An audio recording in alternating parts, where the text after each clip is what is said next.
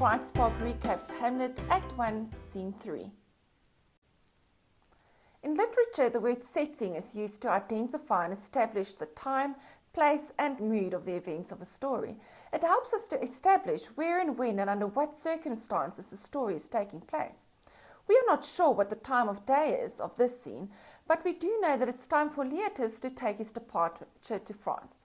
His luggage has already been loaded aboard, and they are just awaiting his arrival so they can set sail for France. Act 1, Scene 3 takes place in Polonius' house, and the mood varies depending on whether one considers Leotus or Ophelia. Leotus' departure elicits excitement as education in France promises an adventure and a successful future. Ophelia receives a command from her father to break things off with Hamlet, which provides for a melancholic mood. Polonius treats his son very differently to his daughter. Leotus is allowed to go study abroad, and although Polonius does give his son a lengthy speech before his departure, it merely serves as advice. Polonius doesn't give Ophelia any advice on how to deal with Hamlet's advances, but commands her to break it off. In fact, in this scene, Polonius gives his blessing to Leotus twice, while Ophelia's interest in Hamlet, or Hamlet's and Ophelia for that matter, doesn't enjoy Polonius' blessing at all. But let's have a closer look at Polonius' advice to Leotus. Polonius instructs Leotus to abide by, let's call it, Polonius' 8 commandments. Number 1. Don't say what you're thinking, and don't be too quick to act on what you think. Fair enough, but would you be happy to never share your opinion? Number 2. Be friendly to people, but don't overdo it. Again, sound advice should you have been in your own country, surrounded by family and friends to help you in a time of need. Number 3. Once you've tested out your friends and found them trustworthy, hold on to them, but don't waste your time shaking hands with every new guy you meet. Is Leotus never to make new friends? What would happen if the old friends drop out of university or leave France? Number 4. Don't be quick to pick a fight, but once you're in one, hold your own. Man up, Leotus. Number 5. Listen to many people, but talk to few. Hear everyone's opinion, but reserve your judgment. You know what Alexander Hamilton said, if you stand for nothing, you will fall for anything. Number 6. Spend all you can afford on clothes, but make sure they're quality, not flashy, since clothes make the man. Polonius is all about show. Number 7. Don't borrow money and don't lend it, since when you lend to a friend, you often lose the friendship as well as the money. Do not help people in need, Leotus. And number 8, and above all, be true to yourself, then you won't be false to anybody else. Each one of these precepts makes sense on its own, but we have to remind ourselves of the actual reason why Leotus is going to France. Polonius doesn't give his son any advice on how to study or on how to be a diligent student. These precepts all pertain to conduct, how to behave. So even though his instructions may have ethical substance, it lacks practical soundness for Leotus. Leotus is a young man, probably in his 20s, which is a time of experimentation and discovery. And what his father is telling him is to live life cautiously, and whatever you do, Leotus, do not take chances. It is of utmost importance to Polonius that one should present oneself in a particular way, and he doesn't want his son to embarrass him. His advice is thus shallow and focuses on the mundane matters of life, but for his urging Leotus to be true to himself. But later, in the play, we find out that Polonius himself doesn't adhere to his own advice. When addressing Ophelia, Polonius' tone changes. He treats Ophelia as property and that she is supposed to honor and bring fortune to her family, but her current shenanigans with Hamlet is bringing her reputation in disrepute, or at least so thinks her father. 2 things are important with regards to Polonius' treatment of Ophelia. Firstly, he doesn't believe Hamlet's romantic interest in Ophelia to be sincere, which runs her the risk of damaging her or her entire family's reputation. And secondly, he instructs Ophelia to break things off with Hamlet, disregarding her feelings for Hamlet. Polonius treats Ophelia, a grown woman, as an immature girl, as he calls her a green girl and a baby. He thus ignores her ability to make life decisions for herself and instructs her on what to do with her life. He uses a metaphor in comparing Hamlet's so-called empty words of love to Ophelia to fake coins, which are sterling silver, instead. It is suggested that Leatus is the perfect foil for Hamlet and that he is less of an intellectual and more of a pragmatist.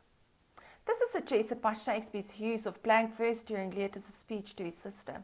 Leatus is an overprotective brother who has one set of standards for himself and another for his sister.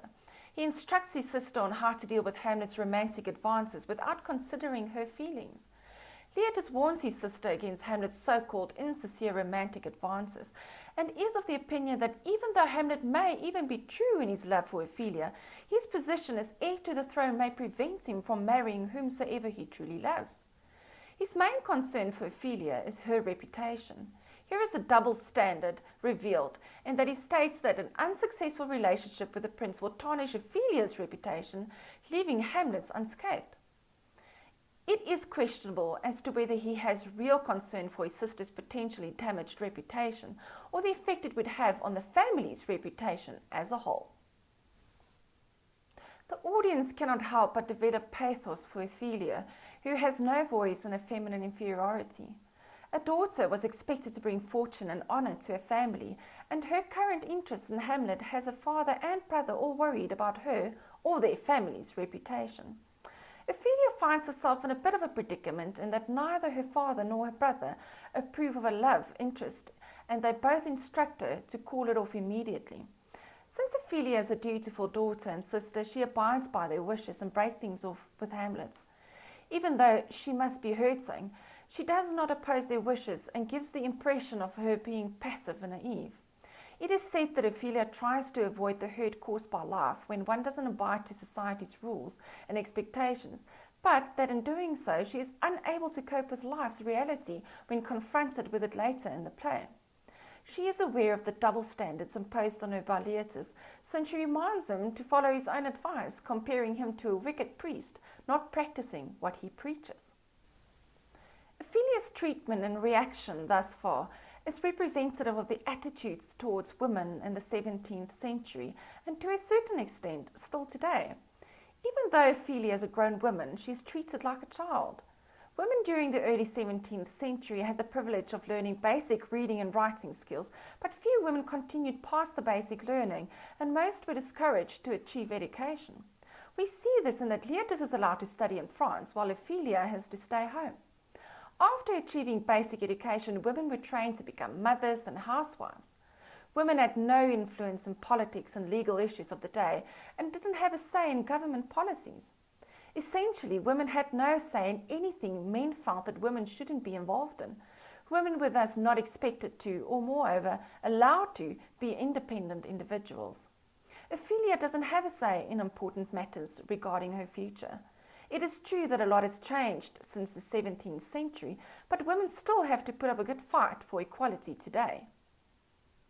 The conversation between father and son mirrors that between Claudius and Hamlet in Act 1, Scene 2, except Polonius, however superficial, is more sincere when he addresses his son. His conversation with Leatus aims at giving him advice on how to stay out of trouble and carries his blessing, which is therefore more real than the conversation Claudius had with his new son, Hamlet, who definitely doesn't enjoy Claudius's blessing. However, having a closer look at Polonius's 8 commandments, if you will, one is not sure as to whether he truly advises Leatus to stay out of trouble for his own good, or perhaps out of fear that his son may embarrass him. The last bit of advice given to Leatus reads, "To thine own self be true." This appears to be excellent advice, but the reality is that Polonius himself doesn't heed to this.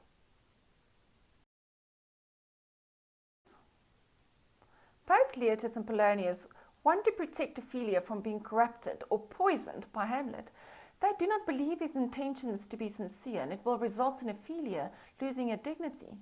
It is, however, father and son who poisons Hamlet's sincere romantic advances, as it is no longer seen as innocent and sincere by Ophelia.